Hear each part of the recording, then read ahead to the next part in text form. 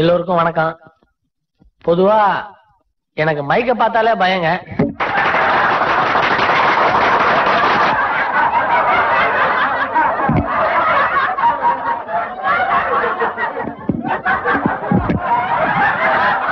வேற ஒண்ணும் இல்ல, மைக்கு இன்னைக்கு நம்மள பார்த்து பயந்துருச்சு. மைக்கு ஒன்ன பார்த்து பயப்படல, நீ எல்லாம் மேடை ஏறி பேசுறத நினைக்கும் போது எங்களுக்கு எல்லாம் பயமா இருக்கு. மேனேஜர் சார், பயம் இங்க மட்டும் இல்ல, உலகம் முழுக்க இருக்குது. பொண்டாட்டிய பார்த்து புருஷன் பயப்படுறாங்க, புருஷனை பார்த்து பொண்டாட்டி பயப்படுறாங்க, தெருவுல போற நாயை பார்த்து பயப்படுறோம், தெரியாத பேய பார்த்து பயப்படுறோம். இது எல்லாத்த விட நம்மளா வரதட்சணைன்ற ஒரு பூதத்தை உண்டு பண்ணிக்கிட்டு அதை பார்த்தும் பயந்துகிட்டு இருக்கோம். இந்த கல்யாணத்துல அந்த பூதத்துக்கே இடம் இல்ல. ஏன்னா நம்ம சுபாஷ பார்த்து அந்த பூதமே பயந்து ஓடிருச்சு. ஐய, அவர் உருவத்தை பார்த்து ஓடலங்க, உள்ளத்தை பார்த்து ஓடிருச்சு. இவர் எப்படி கருப்பா இருக்காரோ அதே மாதிரி கற்போடு இருக்காரு. அதனாலதான் அவருக்கு வர பொண்டாட்டி கிட்ட கற்பை எதிர்பார்த்தாரு தவிர காசு பணத்தை எதிர்பார்க்கல. போன மாசம் நான் ஒரு கல்யாணத்துக்கு போயிருந்தேங்க. தாலி கட்டுறதுக்கு 10 நிமிஷத்துக்கு முன்னாடி அந்த கல்யாணம் நின்னு போச்சு. என்னன்னு விசாரிச்சு பார்த்தா வரதட்சணையா புது ஸ்கூட்டர் வாங்கி தரேன்னு சொல்லிட்டு கடைசி நேரத்துல பழைய ஸ்கூட்டர் வாங்கி கொடுத்தாங்களா. அதனால மாப்பிள்ளைக்கு கோவம். நான் மாப்பிள்ளை கிட்ட போய், டேய் பொண்ணுதான் புதுசா இருக்க, ஸ்கூட்டர் பழசா இருந்தா என்னடான்னு. அதுக்கு மாப்பிள்ளை என்ன தெரியுமா சொன்னா, பொண்ணு பழசா இருந்தா எனக்கு மட்டும் தான்டா தெரியும், ஸ்கூட்டர் பழசா இருந்தா எல்லாருக்கும் தெரியும்டா, அதனால கல்யாணம் வேண்டான்ட்டான். இருங்கப்பா, எதுக்குதான் கை தட்டுன்னு விவசாயம் இல்லையா? அந்த மாப்பிள்ளைய கம்பேர் பண்ணும் போது நம்ம சுபாஷுக்கு சென்னை மாநகரத்துல ஒரு சிலையே வைக்கலாம். வேணா, சுபாஷ் எந்திரிச்சு நின்னாலே சிலை மாதிரி தான் இருப்பான். ஏன்னா இது காதல் திருமணம், கலப்பு திருமணம், பதிவு திருமணம். இது எல்லாத்தையும் விட முக்கியமா சல்லி காசு கூட வரதட்சணை வாங்காத புரட்சி திருமணம். இப்படிப்பட்ட புரட்சி பண்ண சுபாஷ நாமெல்லாம் மனமாற பாராட்டணும். ஆனா இந்த இடத்துல கை தட்டுங்க சார்.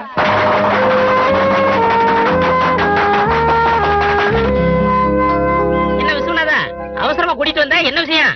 உங்ககிட்ட ஒரு முக்கியமான விஷயம் கேட்கணும், கோச்சுக்க மாட்டிய? ஒண்ணு 9 கேளு. 9 வேணாப்பா, முக்கியமான விஷயம். என்ன? உன் பொண்டாட்டி எப்படி நீ மறக்கன? என்னப்பா உதவணுமா? என்னையா நான் தப்பா கேட்டேன்? லவ் பண்றதுக்கு ஒரு ஐடியா கேட்டா கோச்சுக்கிறிய? நானும் ஐடியா தான் சொன்னேன். லவ் பண்ணோம்னா உத வாங்கணும். என்னயா சொல்ற? முதல்ல என் பொண்டாட்டி இருக்கிற தெரு பக்கம் போனேன், அவங்க அப்பன் கூப்பிட்டு அரைஞ்சான். 2வது அவன் நிக்கிற பஸ் ஸ்டாண்டுக்கு போனேன், அவங்க அண்ணன் கூப்பிட்டு அரைஞ்சான். 3வது அவ படிக்கிற காலேஜுக்கே போய் அவ கைய புடிச்சு ஐ லவ் யூன்னு பலார்னு ஒரே அரை. அப்புறம் அதுக்கப்புறம் தாண்டா எங்க காதலையே ஸ்டார்ட் ஆச்சு. என்னப்பா அது அநியாயமா இருக்குது? அரை விட்டு பிறகு எப்படி லவ் ஸ்டார்ட் ஆவா? நான் தொடும்போது அவ என்ன அடிச்சுட்டா, அவ அடிக்கும் போது என்ன தொட்டுட்டாளே. ஓ ஆமா, நீ ஏன் அலையிற? எங்க சித்தி எனக்கு எப்படியாவது ஒரு கல்யாணத்தை பண்ணி வைக்கணும்னு பைத்தியம் முடிச்சு அலையுது. பைத்தியம் எனக்கு இல்லடா, உனக்கு தான். கை நிறைய சம்பாதிக்கிறேன், 3 கழுத வயசாச்சு, இன்னுமா கல்யாணம் வேணாம் வேணாம்னு சொல்ற? வேணாம் வேணான்னு சொன்னேன், கரண்டியாலே குத்திடுவேன். நாம அது அநியாயமா இருக்குது. இந்த சாம்பார் எனக்கு வேணான்றதுக்கு இந்த வீட்டுல எனக்கு உரிமை இல்லையா? இத பார், நீ எதை வேணாலும் வேணாம்னு சொல்லு, ஆனா கல்யாணத்தை மட்டும் வேணாம்னு சொல்லாத. எனக்கு கல்யாணம் தான் வேணாம். என்னது கல்யாணம் வேணாமா? நான் வேணான்னு சொல்லப்பா, எங்க சித்தி ஏற்பாடு பண்ற கல்யாணம் மட்டும் நமக்கு வேணாம். ஏன்? அவங்க என்ன 1 லட்சம் ரூபாய்க்கு வித்திர பாக்குறாங்கய்யா. உனக்கு 1 லட்சம் ரூபாய் கொடுக்குறாங்களா? உனக்கு தர மாட்டாங்கடா. உன் பேருக்கு பக்கத்துல எம்காம்னு ஒண்ணு போட்டிருக்குதுல, அதுக்கு 1 லட்சம் என்ன 1.5 லட்சம் கூட கொடுப்பாங்க. நீ ஊன்னு சொல்லு, அது போதும். நீ ரொம்ப தான் அலையிற சித்தி. நான் ஒண்ணு சொல்றேன், அதை நல்லா கேளு. என்ன? முதல்ல காயத்ரி கல்யாணத்தை முடி. உன் கல்யாணம் முடிஞ்சாதானடா உன் தங்கச்சி கல்யாணத்தை பத்தி பேச முடியும். ஏன்? பின்ன என்ன, பேங்க்லயா பணம் போட்டு வச்சிருக்கேனே, உனக்கு வாங்குற வரதட்சணையை தான் நான் அவளுக்கு கொடுக்க போறேன். என்ன அடமானம் போட போறீங்க? ஆமா. அப்படின்னா என்ன ஒரு அண்டா மாதிரியா தேவசா மாதிரி நினைக்கிறீங்களே தவிர ஒரு மனுஷனால மதிக்கிறது இல்ல. அவங்க சொல்றது என்னடா தப்பு இருக்கு? உன் தங்கச்சி நல்ல இடத்துல கொடுக்கணும்னா உங்க சித்தி சொல்றபடி நீ கெடுத்து ஆகணும். பாரு, நான் வரதட்சணை வாங்கவும் மாட்டேன், கொடுக்கவும் மாட்டேன். அதான் என் பாலிசி. ஆமா, உன்ன மாதிரிதான்டா உங்க அப்பாவும் சொல்லிட்டு இருந்தாரு. இந்த பேதாந்தெல்லாம் பேசுறதுக்கும் படிக்கிறதுக்கும் தான் நல்லா இருக்கும். சரி, அதை விட நீ அர்ஜென்டா லவ் பண்ணணும். லவ் பண்ணோன்றதை விட அர்ஜென்ட்டா கல்யாணம் பண்ணணும். உங்க வீட்டு பக்கத்துல பொண்ணு இருக்கா? ஏன், நிறைய இருக்கு. அதுல பார்த்து சரி. ஓஹோ, லவ்வுக்கு ஸ்டார்டிங் பாயிண்ட் சிரிப்பு தானே? எனக்கு ஸ்டார்டிங் பாயிண்ட் செருப்பு. பொதுவா சொல்லுவாங்க சிரிப்புன்னு. ஏப்பா, நம்ம ஆபீஸ்ல எத்தனை பொண்ணு இருக்கு, அதுக்கு மூஞ்சிய பாக்குறதே இல்லையா? மூஞ்சிய பார்த்து என்ன பிரயோஜனம்? கழுத்து கீழே தானே பாக்கணும். என்னப்பா தப்பா பேசுற? நீ தான் தப்பா புரிஞ்சுட்ட. கழுத்து கீழே பார்த்தாதான் தாலி இருக்கா இல்லையான்னு தெரியும். ஓஹோ, மாட்டிக்கிருச்சு. யாரு? நம்ம ஆபீஸ் தைபிஸ்து கழுத்துல தாலி இல்ல. கிறிஸ்டினா இருக்கு போகுது. பேரு பத்மாப்பா. பத்மா, என்னாலதான் உனக்கு ஒரு வாழ்க்கையே கிடைக்க போகுது. தப்புமா, அவளாலதான் உனக்கு ஒரு வாழ்க்கை கிடைக்க போகுது. Good morning. Good morning. Good morning. Good morning. Good morning. Good morning.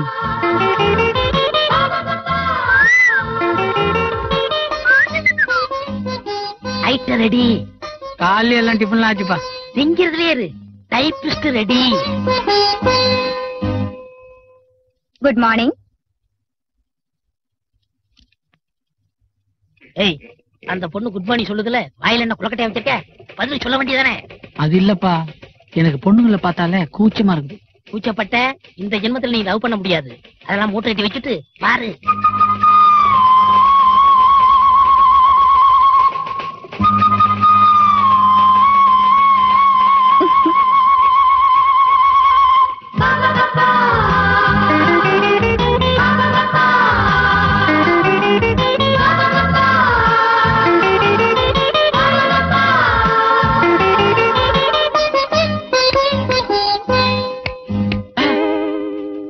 ஏய், அந்த பொண்ணு உன்ன பார்த்து சிரிச்சுக்கிட்டு இருக்கு, நீ பாட்டுல கண்ணை மூடிக்கிட்டு இருக்க.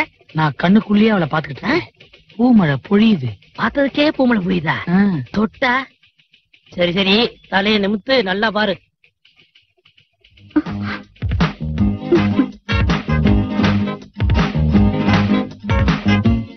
ஹலோ. ஹலோ.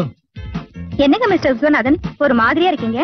கோவம் உங்க மேல இல்லங்க, எனக்கு இன்னும் கல்யாணம் ஆகலையா, நீ எம்எல்ஏ கோவம். ஏ, கல்யாணம் பண்ணிக்க வேண்டியதானே? பண்ணிக்குதான் போறேன். பொண்ணெல்லாம் பாத்துட்டீங்களா? பாத்துக்கிட்டே இருக்கேன். எதுக்குங்க லெட்டர்லாம்? நேர்லயே சொல்லிடலாங்களே. ஐயே, இது லவ் லெட்டர் இல்லைங்க, என் கல்யாண பத்திரிக்கை.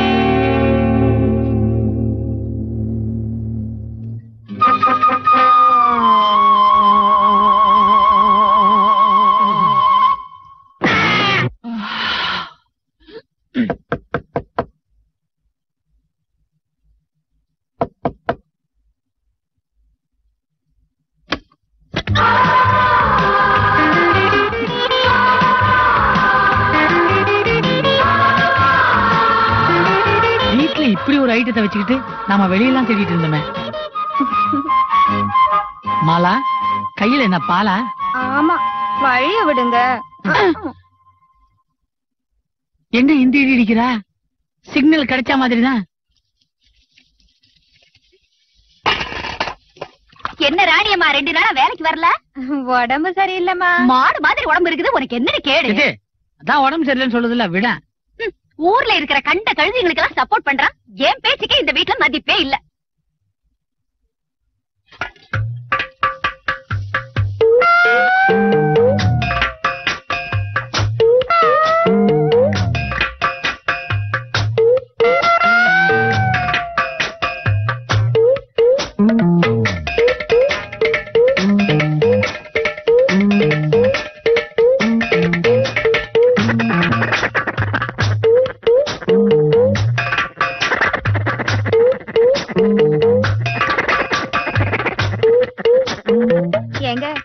ரொம்ப நாளாவே உங்ககிட்ட ஒண்ணு கேட்கணும்னு இருந்தேன், இப்ப சொல்லட்டுங்களா? நீ எப்ப சொல்லுவேன்னு தான் நான் காத்துக்கிட்டே இருக்கேன். சொல்லு மாலா, சொல்லு. அம்மா 50 ரூபாய் தான் சம்பளம் தராங்க. நானும் 6 மாசமா கேட்டுட்டு இருக்கேன். நீங்களாவது சொல்லி ஒரு 10 ரூபாய் கூட போட்டு கொடுக்க சொல்லுங்களேன். சரி ஆயிக்கலான்னு பார்த்தா வேலைக்காரி புத்தி காமிச்சல. சம்மதிப்பான்னு பார்த்தா சம்பளத்துல கேக்குறேன்.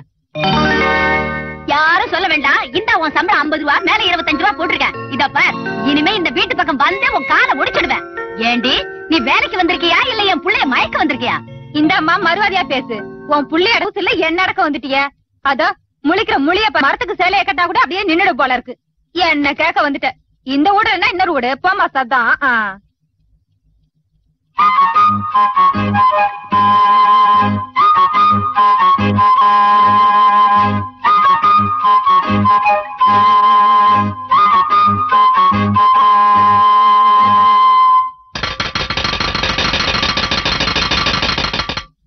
புரோக்கர் பொன்னுச்சாமி கிட்ட சொல்லிட்டீங்களே, கவலையே படாதீங்க. இந்த போட்டோவை உங்க பையன் பார்த்தா மயங்கிருவான். ஐயே, மயங்குற மாதிரி இல்லையே, பயப்படுற மாதிரில இருக்கு. அது ஒண்ணு இல்ல, டிவி நாடகம் பார்த்துட்டு அதுக்கப்புறம் எடுத்த போட்டோ. அதான் பொண்ணு பயந்துருச்சு. பேர உன்ன காட்டி டிவியா? போட்டோ தான் காட்டுறையா? இது பாருங்க, இத பார்த்தா உங்க பையன் அசந்துருவான். கொம்பு முளைச்சிருக்கு. நான் பார்க்கும்போது முளைக்கலையே. அது ஒண்ணு இல்ல, ஒருத்தர் எரும மாடு கேட்டாரு, அந்த மாட்டை போட்டோ பிடிச்சு கொண்டு வந்திருக்கேன். சும்மா ஐயா, உன்னோட பெரிய தொல்லையா போச்சு. இது பாருங்க,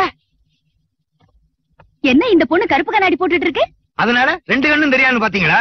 ஒரு கண்ணு தான் டிம் அண்ட் டிப், ஒரு கண்ணு பிரைட் கார் டீலர் பொண்ணு. இந்த பொண்ணு நல்லா இருக்கு. பிக்ஸ் பண்ணிக்கிறீங்க. இது என் சம்சாரத்து போட்டோ. நல்ல வேளை குடும்பத்துல குழப்பம் உண்டாயிருக்கும். இது எப்படி இங்க வந்துச்சு? எப்படியா வந்துச்சு? கொஞ்சம் சும்மா இருக்கியா? இவனை வச்சுக்கிட்டு எப்படி சமாளிக்கிறீங்க? சரி இவன் கிடக்குறான். இது பாத்தீங்களா? கண்ணாடியே இல்ல. என்ன இது? இந்த பொண்ணை உட்கார வச்சு போட்டோ எடுத்திருக்கீங்க? இந்த பொண்ணுக்கு ஒரு கால் 2 இன்ச்சு கம்மி, அப் அண்ட் டவுன். அப்படின்னா கொஞ்சம் சும்மா இருக்கியா? இவன் 10 மாசம் இருந்து பிறக்கலையா? 7 மாசத்திலேயே பிறந்துட்டானா? அவஸ்தை. இது பாத்தீங்களா? இது என்ன தலைகீழா போட்டோ எடுத்திருக்கீங்க? ரெட்ட குழந்தைங்க தலைகீழா பிறந்தாங்க. போட்டோகிராஃபரும் தலைகீழா எடுத்துட்டாரு. பாருங்க, 2ல 1 ஏதாவது செலக்ட் பண்ணுங்க. எனக்கு ரெட்ட பொண்ணெல்லாம் வேணாம், இருக்கிறது ஒரே மாப்பிள்ள. அப்ப நானு? அவசரப்படாதய்யா, இந்தாங்க இத பாருங்க. ஐயா, இந்த பொண்ணு கருப்பா இருக்க. நிறம்தான் கருப்பு, பேர் வெள்ளையம்மா. பேருக்கு ஏத்தபடி வெள்ளையில 1 லட்சம், கலருக்கு ஏத்தபடி கருப்புல 1 லட்சம். அப்படின்னா இன்னும் கொஞ்சம் கருப்பா இருக்கிறதா காட்டுங்க. இந்த பாருங்க, நீங்க ஒவ்வொரு தடவையும் வரதட்சணை ஏத்திட்டே போனீங்கன்னு வச்சுக்கோங்க, அப்புறம் வர்ற பொண்ணுக்கு ஒவ்வொரு உறுப்பா குறைஞ்சுக்கிட்டே வரும். இங்க கவனிங்க. என்னடா வாயே திறக்கல, குரல் வருது? அண்ணன்.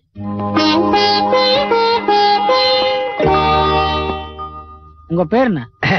சில பேர் புரோக்கர் சாமின்னு கூப்பிடுவாங்க, சில பேர் பொண்ணு சாமின்னு கூப்பிடுவாங்க, சில பேர் புரோக்கர் பொண்ணுன்னு கூப்பிடுவாங்க. உங்களுக்கு எப்படி கூப்பிடணுமோ அப்படி கூப்பிடுங்க. நான் பொண்ணு புரோக்கர்னு கூப்பிடுறேன். ஐயே, அது ரொம்ப அசிங்கமா இருக்குமே. கொஞ்சம் மேல ரேஞ்சில கூப்பிடுங்களேன். சரி, இப்ப இந்த கல்யாணம் யாருக்கு? யாருக்கா? உங்களுக்கு தான். அப்படிங்களா? அப்போ இந்த போட்டோ எல்லாம் எடுத்து மூட்டை கட்டி வைங்க. விஸ்வநாதா, பாரு சித்தி, நம்ம வீட்டுல யாரு கல்யாணம் நடந்தாலும் அது ரிஜிஸ்டர் மேரேஜா தான் இருக்கும். ஒரு டம்ளர் மோரு ஒரு மசாலோட நான் கல்யாணத்தை முடிச்சுக்குவேன். இந்த பாரியா, நான் யாருக்கும் வரதட்சணை கொடுக்கவும் மாட்டேன், வரதட்சணை வாங்கவும் மாட்டேன். என்ன கட்டிக்கு போற பொண்ணு 50% குணம், 50% ஆரோக்கியமா இருந்தா போதும். அவ ஏழையா இருந்தாலும் அதை பத்தி கவலையே இல்ல. என் கண்டிஷனுக்கு ஒத்து வராம அவ கோடீஸ்வரன் விட்டு பொண்ணா இருந்தாலும் சரி, ஐயா கிட்ட தலைகீழ் இருந்தாலும் வேலை நடக்காது. போட்டோவை பாத்துட்டு சொல்லப்பா. ஒரு பொண்ணு தலைகீழா நிக்குதே. நீங்க தலைகீழ நிக்கிறத காமிச்சாலும் சரி, குப்புறப்படுத்துறத காமிச்சாலும் சரி, என் பாலிசிக்கு ஒத்து வந்தா பாருங்க, இல்ல நடைய கட்டுங்க. இந்த புரோக்கர் பொன்னுச்சாமியுடைய டைட்டே வேஸ்ட் பண்ணிட்டீங்களே. அவன் கிடக்குறான், நீங்க வேற ஒரு போட்டோ காமிங்க. வேற ஒரே ஒரு போட்டோ தான் இருக்கு. காட்டுங்களேன். என்னது? சின்ன பிள்ளையில 1 வயசுல எடுத்தது. நல்லா இருக்காத? அப்பா சும்மா இருக்கியா? தெரியாத்தனமா வந்துட்டேன். விட்டா இந்தியாவே வித்துருவா போல இருக்கு.